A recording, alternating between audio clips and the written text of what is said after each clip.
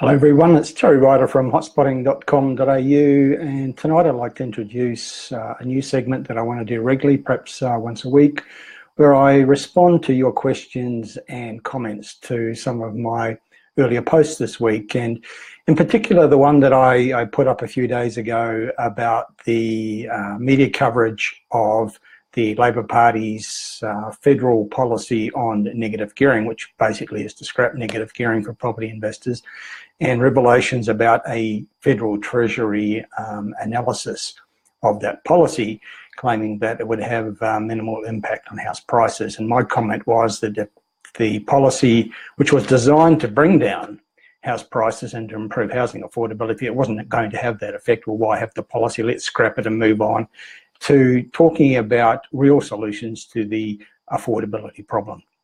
Because I felt that media coverage completely missed the point in its assessment of the importance of that finding, that the Labor Party policy was exposed as not achieving the results that they initially said that it would, which was to improve housing affordability.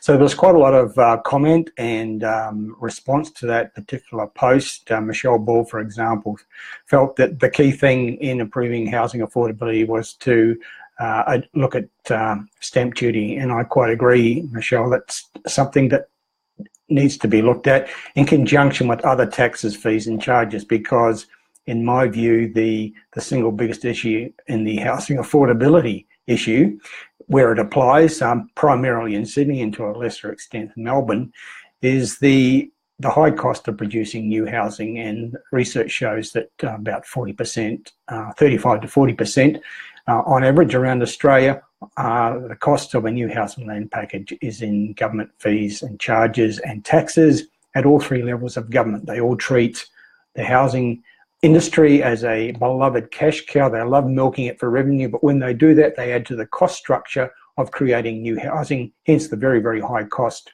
of new housing, particularly in Sydney. Kathy Baker basically agreed with those thoughts. Her comment was that they should reduce the taxes on housing, but government won't even talk about those issues. Well, you're absolutely right, Kathy. They don't want to talk about that because they know that if they do talk about it honestly, that people will realise that the biggest single problem in the housing affordability issue in our biggest cities is the politicians and the way that they lump taxes, charges and fees on the housing industry, treating it as their favourite cash cow, thereby loading up the cost of new housing.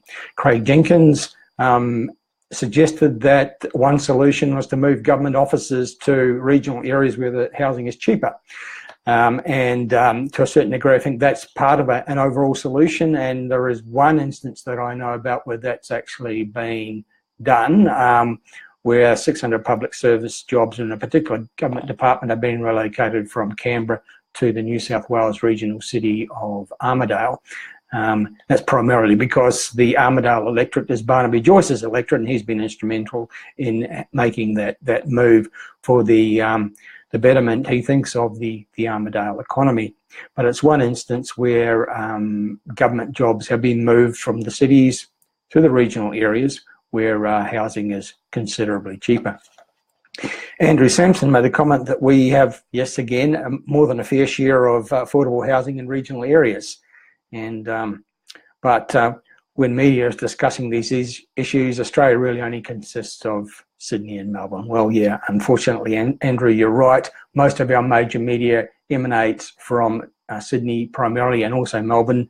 And they tend to extrapolate their local situations to the whole of Australia. So if Sydney has a housing affordability crisis in the eyes of journalists and economists and commentators are all based in Sydney, then the whole of Australia has a housing affordability crisis. If Sydney has a property boom, Australia has a property boom. And now that the Sydney boom is over, those Sydney-centric commentators and journalists are telling us that the Australian property boom is over. Andrew Sampson makes the comment, just cut the cord and leave home and move out to the regions. Absolutely right. And we're actually seeing that to a certain degree where Sydney and New South Wales are net losers on interstate migration.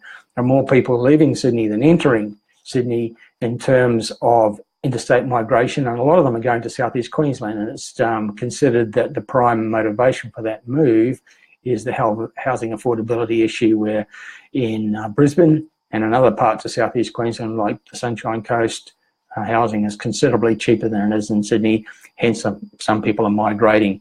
So to a certain degree, Andrew, what you're suggesting is underway, but we could certainly see a lot more people considering moving to the cheaper cities and to some of our major regional cities where there is a more relaxed lifestyle, cheaper cost of living, including cheaper housing. Andrew Stimson says, what about limiting the number of houses an individual can negatively gear? Once again, we're talking about consideration of negative gearing tax policies, the benefits for property investors, but it's all couched in the framework that this would somehow make housing affordability better.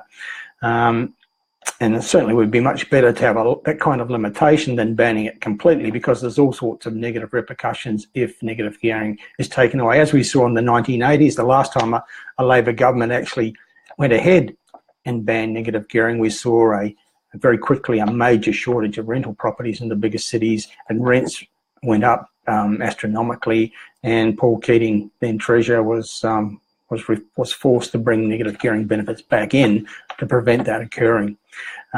So when we're talking about changes to negative gearing, the question we need to ask is, what will it achieve? Will it actually make housing cheaper and therefore improve housing affordability? In my belief, no, it won't. It's actually the cost of new housing that's the issue, and the research shows that 35 to 40% of the cost of a new house and land package on average across Australia is taxes, fees and charges at all three levels of government, because it's not just state government, it's also local government and the federal government with capital gains tax and GST. They all load up the cost of new dwellings, so that in the Greater Sydney area, even in the far western, southwestern, northwestern reaches of the Sydney metropolitan area, it's pretty much impossible to get a new house and land package for less than $600,000, which for a lot of people just simply isn't affordable.